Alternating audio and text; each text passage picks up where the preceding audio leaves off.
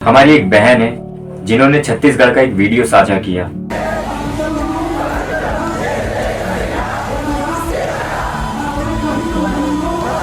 जिस वीडियो में कुछ लोग मसीहों को नुकसान पहुंचाने की शपथ खा रहे थे। हम जानते हैं कि एक दिन हम इस दुनिया को छोड़कर प्रभु के पास जाएंगे, लेकिन जब तक हम यहाँ हैं हमें एक दूसरे के लिए प्रार्थना करनी चाहिए। हमें उन लोगों के लिए भी प्रार्थना करनी चाहिए जो मसीहों को नुकसान पहुंचाने की योजना बना रहे हैं।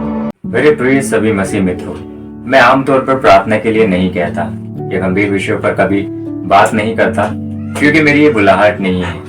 मेरी बुलाहट है प्रचार करना।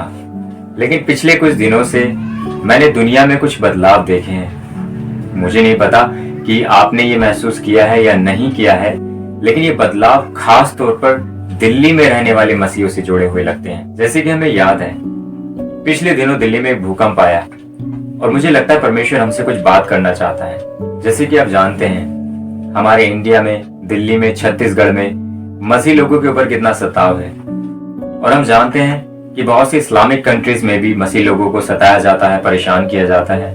लेकिन मैं आपसे आज एक बात करना चाहता हूँ। मुझे लगता है कि अब हमें मसीह भाइयों को जागृत होना है, लड़ने के लिए नहीं, क्योंकि परमेश्वर का वचन भी बताता है कि हमारी लड़ाई किसी मांस या लहू से नहीं है।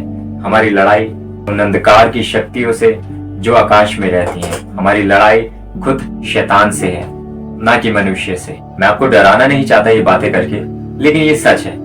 इस शुरुआती दिनों से जब प्रभु यीशु मसीह इस धरती पर थे, ये बातें तब से होती आ रही हैं। लेकिन हम मसीह में जीते और मसीह में मरते हैं। अब जैसे कि मैंने पहले कहा, हो सकता है दिल्ली में ये भूकंप आना हम मसीहों के लिए एक संकेत हो, जो आने वाले समय में होने वाला है मसीह लोगों के साथ खासकर।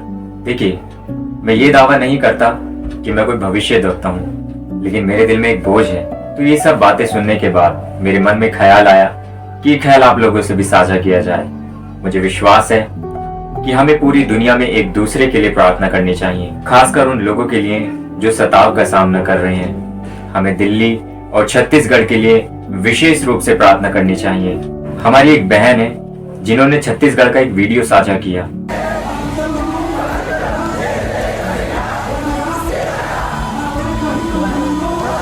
जिस वीडियो में कुछ लोग मसीहों को नुकसान पहुंचाने की शपथ खा रहे थे। हम जानते हैं कि एक दिन हम इस दुनिया को छोड़कर प्रभु के पास जाएंगे, लेकिन जब तक हम यहाँ हैं हमें एक दूसरे के लिए प्रार्थना करनी चाहिए। हमें उन लोगों के लिए भी प्रार्थना करनी चाहिए जो मसीहों को नुकसान पहुंचाने की योजना बना रहे हैं। परमेश्वर उनके दिलों को बदले और उन्हें पापों से पश्चाताप करने की ओर लेके चले। अपने विश्वास में दृढ़ रहें, जागरूक रहें, प्रार्थना करते रहें और अपनी आंखें और अपने कान खुले रखें। इस संसार में जीने के साथ साथ हमें आत्मिक रूप से भी जागरूक रहना है। परमेश्वर आप सभी को आशीषित करे। जय मसीह की।